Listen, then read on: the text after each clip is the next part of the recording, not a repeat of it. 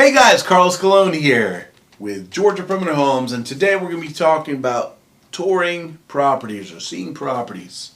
What are some of the biggest mistakes that I could make, and if I had to do it all over again, what should you probably do differently, especially in my industry? I could tell you, I've done it so many times, so what would you do differently? And I'd love to see some of the comments, by the way. If, the first time that you bought a home, second, third time, when you were touring for houses, what would you have done differently? So comment below so we can get your feedback, because I'd love to learn from your experiences too. So again, this is really from my experiences. So I'm going to let you guys know I sell a lot of houses every year. And so I have a lot of experience with this. And every person's different, but in most cases, everyone has very similar qualities on what they should probably do and the way they should approach it. And I will tell you this. You need to speak with your real estate agent, because this only applies to what market you're in at the time of watching this video. So while this video applies for generic situations, it may not apply for a very, very hot market. And so everything I'm about to tell you applies for generic markets. It's your average market. Maybe it takes 2, 3, 4 weeks for a property to sell, possibly 2 months to get a good contract in. That's average. Okay, so I would say that this doesn't necessarily apply when most properties are selling within 24 hours. That's a completely different market. That should be handled a different way. Speak to your real estate agent. They'll be able to advise you.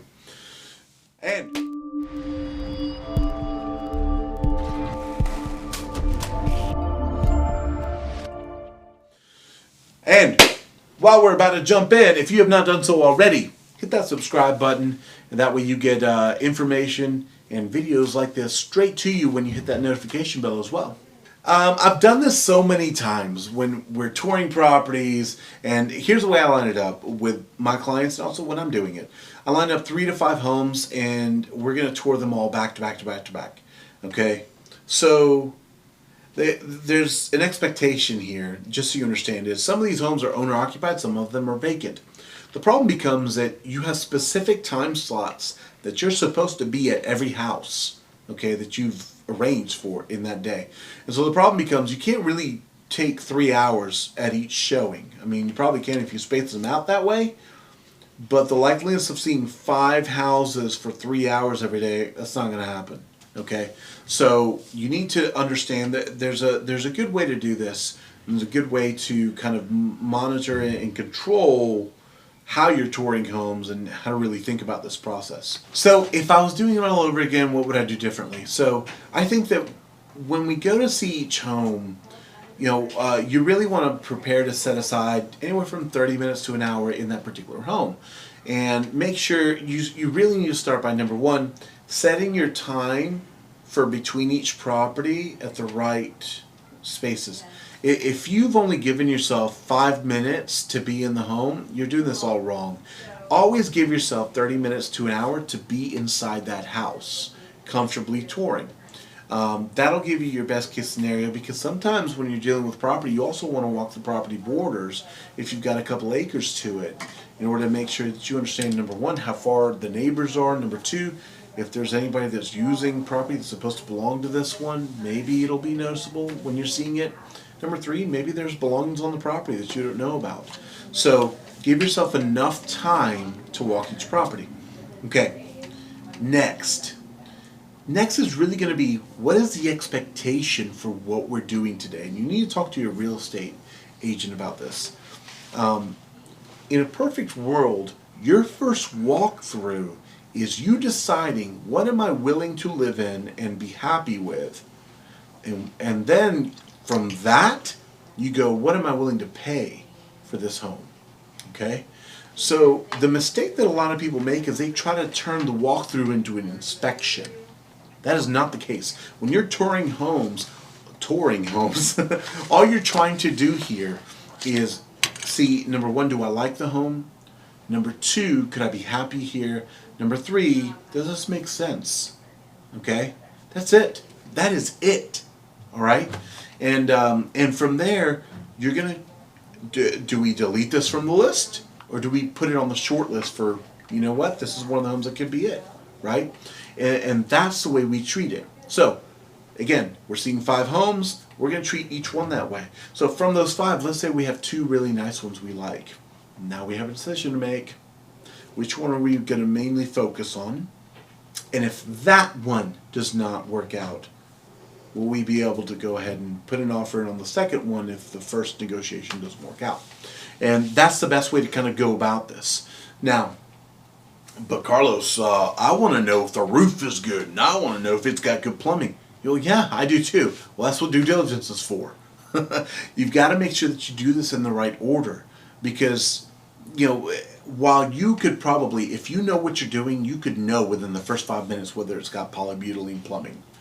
You need to understand what you're doing and how much time you have in the home. Now, don't misunderstand me. When I am personally walking through a home for me to purchase, I can use, and even when I'm walking through with a client, guess what? They're focused on the stuff that they love, right? Could they see themselves in the home? Are they happy? Or could they be happy in this home? And is this going to be on the short list? That's what they focus on. Guess what I focus on? If I was buying this home, what could be some potential deal breakers that we need to talk about? Because when we're walking through this together now, all of a sudden, you've got one mindset behind it. I'm looking at signs of plumbing, signs of roof leakage, age of the AC unit and the water heater, and we're going to talk about this at the end of the showing.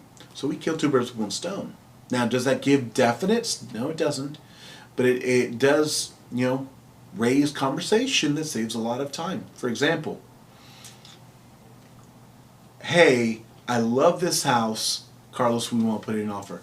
Awesome. Hey, listen, I've only run into 2 or 3 different situations here that we need to talk about. Number 1, the roof has got some nail pops where some shingles need to be kind of put back down.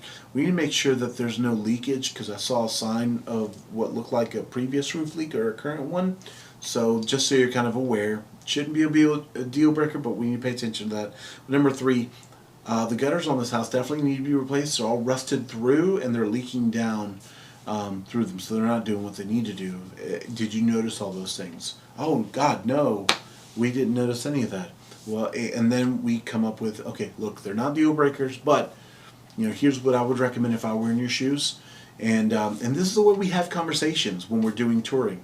And if you're not doing it this way, and your agent can't do it this way with you because they don't have the knowledge, that's okay too. But you have to rely on an inspector to give you all this information, and that costs money, right? And so you're already paying for a real estate agent, and you're paying through the home that you're buying, in a sense. And so you need to make sure that you hire an agent that's going to do this for you. And so if you can't do this, if they can't do this for you, I guess you're going to have to buy it or pay for an inspection, which I recommend anyway, just as a second opinion and a main primary report about everything about the house. And that's going to cost you anywhere from $400 on the cheapest end to, I've seen them at as high as $800 or $900. For larger homes, and for luxury homes, they go way up from there. And for commercial property, they go way up from there. So, now, in a situation where your agent can't do that for you, what do? Well, what you do is you focus on the big items that we talked about. Could I be happy here? Am I going to, does this deal make sense? Would I be happy in this location? Okay, great. Let's go into contract. And then at that point, once that's done, you've decided on, I really like this home. It's not a done deal yet. That's what the inspection period is for. Now you're going to hire a professional inspector to come in, and if you don't know any professional inspectors, ask your real estate agent. They should have experience with a lot of these, in order for them to come in and give you a solid report on everything they've found about this house, and then review that report with either your inspector or your real estate agent, or both. Okay? And that is who you're paying now during due diligence period, to tell you everything that could potentially be a deal breaker and put you back to the drawing board on one of these other houses that you may have liked. Okay? So, the nice part about being able to do that during the first touring process is you can immediately eliminate a couple of big deal breaker items. For example, hey, this roof is really, really old and it's shot, it's out of shape, it's already leaking like crazy everywhere. I know it's going to have to be replaced.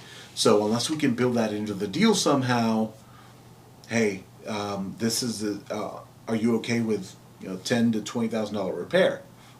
Whoa, I didn't realize it cost that much. We have these conversations before you even spend money on an inspection. So, also polybutylene. If you don't understand this, look it up. Polybutylene, can be a real deal breaker and can cause some major insurance claims. So, aside from this, I think that if you keep it to these steps, which is number one, focus on, could I be happy here? Do I love this home? Do I love this location? And then number two, let's see everything that could potentially be a deal breaker next time around. Or, which I love this, set up a second showing for yourself. Do the tour to fall in love. And secondly, come in to the house a second time after you've negotiated and gone into contract in order to now look for potential deal breakers yourself and then hire an inspector. Okay? Because then your focus and your eyes are a little bit clearer that second time around, and you're looking for things that you weren't looking for the first time. All right? And then by the time, if the second one looks great, the second walkthrough, awesome. Let's hire the inspector and get them to walk through. Okay? So this is actually the way that we deal with a lot of like commercial properties too, because those processes take a lot longer for those closings. And so we do a lot of inspections for larger commercial properties. So thank you guys so much. I hope this has been helpful to you. If you have any questions about this process, or you would like for us to represent you during your purchase or your sale of your home, give us a call at 770-314-1285. Check out our website for some great properties if you're on the market to buy as well, or to get the value of your home. That's at GeorgiaPerimeterHomes.com. Thanks.